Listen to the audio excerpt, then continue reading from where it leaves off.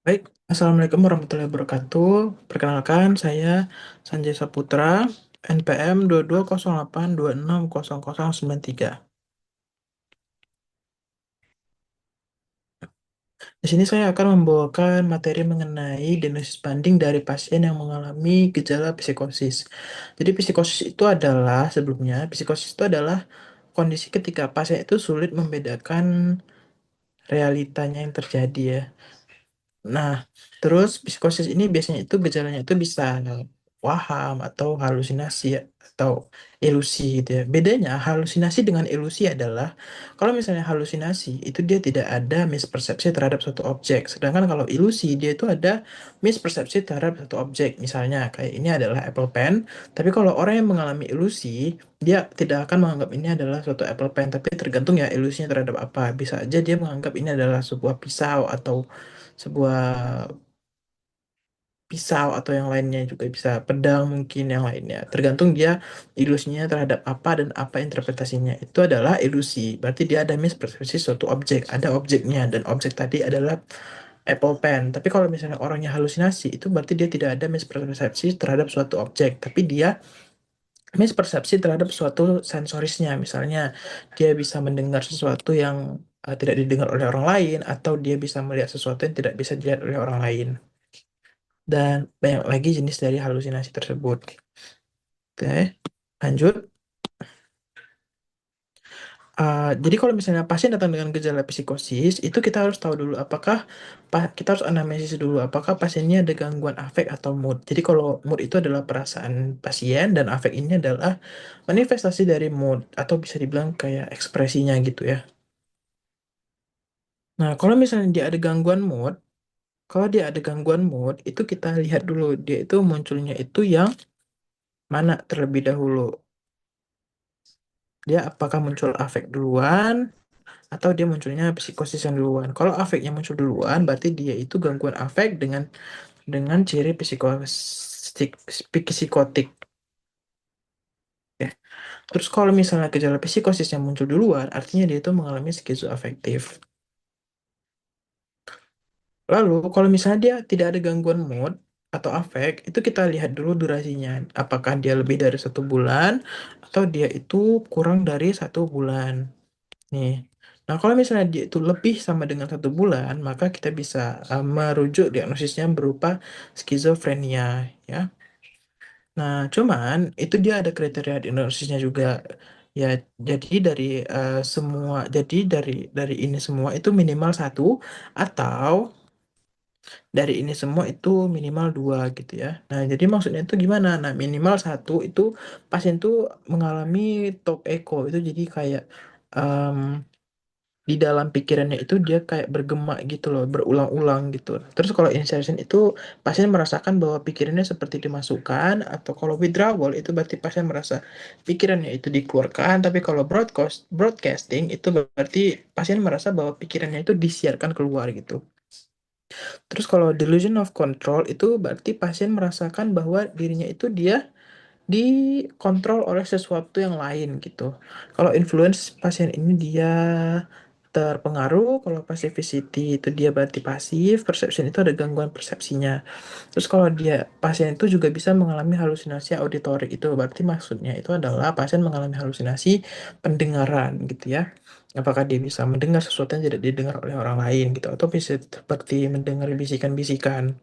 Nah, kalau waham bizarre ini itu berarti waham yang aneh gitu. Misalnya kayak waham tentang alien atau manusia punya 4 kaki gitu ya. Jadi pasien mengalami waham-waham yang aneh.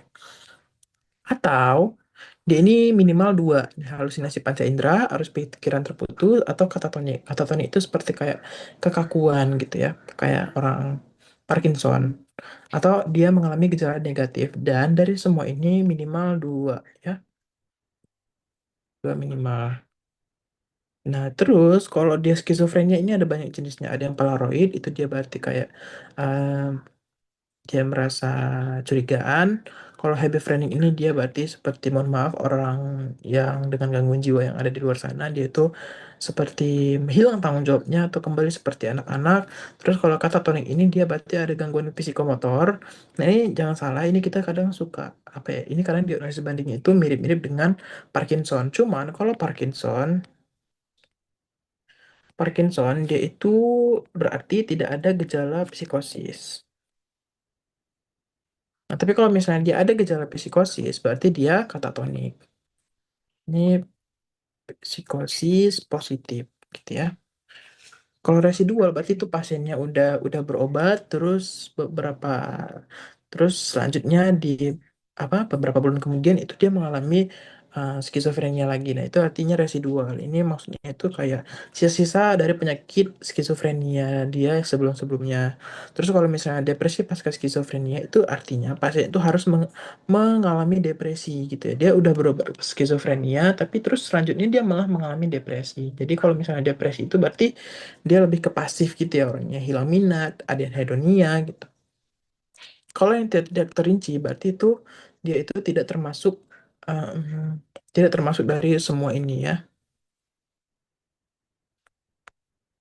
Nah, itu yang lebih dari 1 bulan. Jadi harus lebih dari 1 bulan. Ini berdasarkan PPDGJ. Tapi kalau misalnya dia itu kurang dari 1 bulan, artinya itu diagnosisnya berbeda lagi. Tapi diagnosisnya itu menjadi gangguan psikotik akut.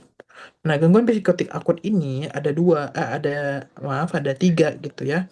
Ada yang tanpa gejala skizofrenia, ada yang dengan gejala skizofrenia, ada yang lir skizofrenia, predominan waham. Dan kalau yang predominan waham itu dia itu kurang dari 1 bulan. Kalau yang lir skizofrenia, itu artinya dia itu ada gejala skizofrenia pure gitu ya. Cuman karena dia masih kurang dari 1 bulan, makanya dibuatnya lir skizofrenia. Atau yang polimorfik dengan gejala skizof, atau tanpa gejala skizofrenia.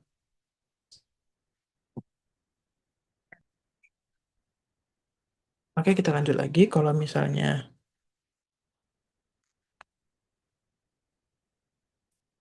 ya, lanjut kalau misalnya dia yang dari skizofrenia itu dia itu gejalanya itu berubah dengan cepat ya.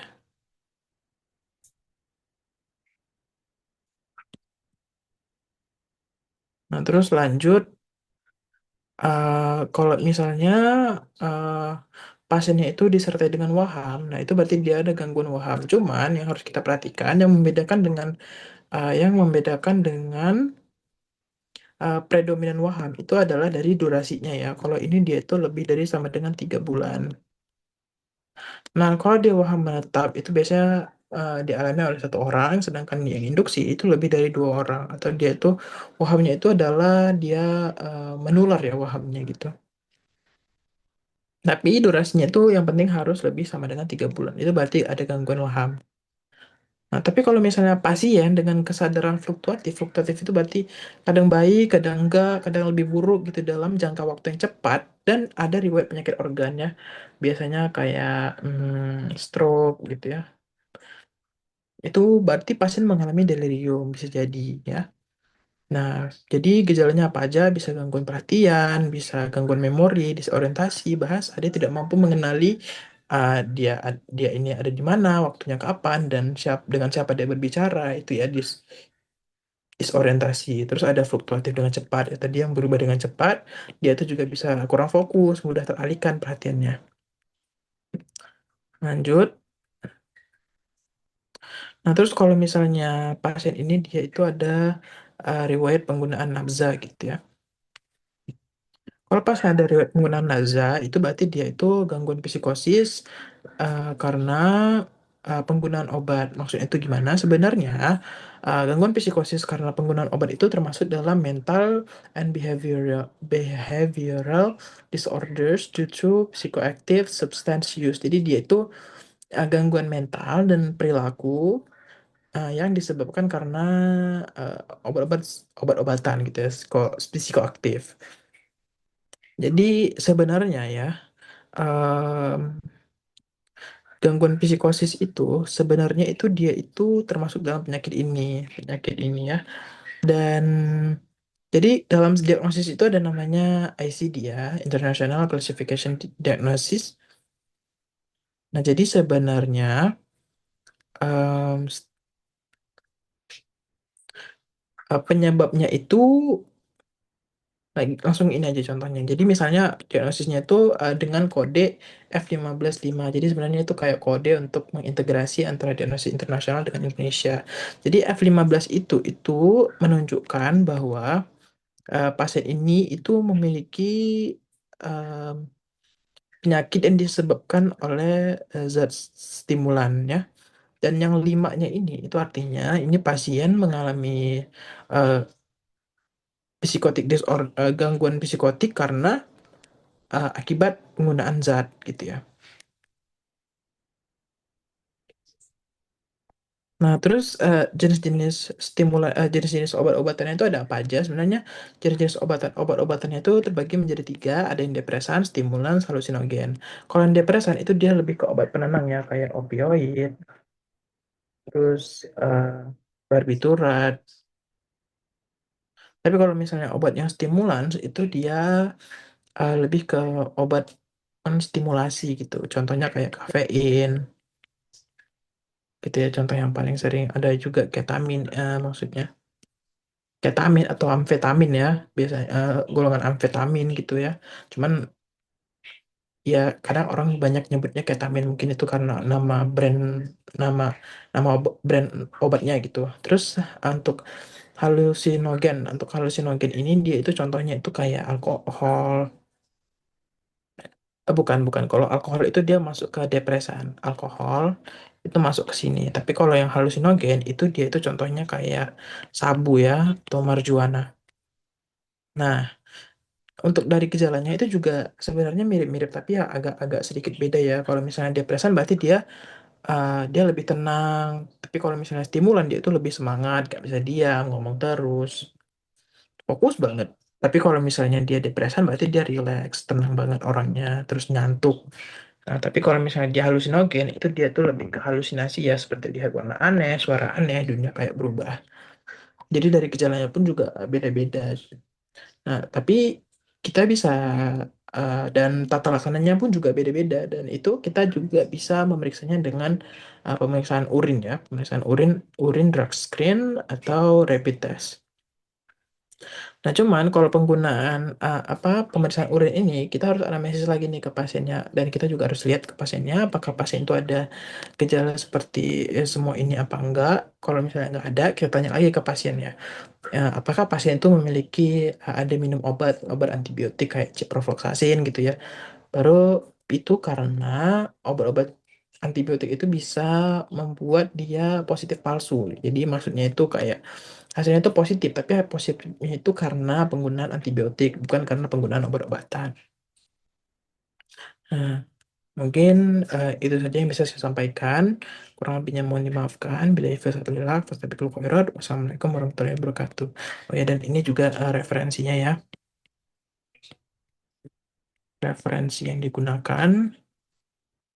Wassalamualaikum warahmatullahi wabarakatuh.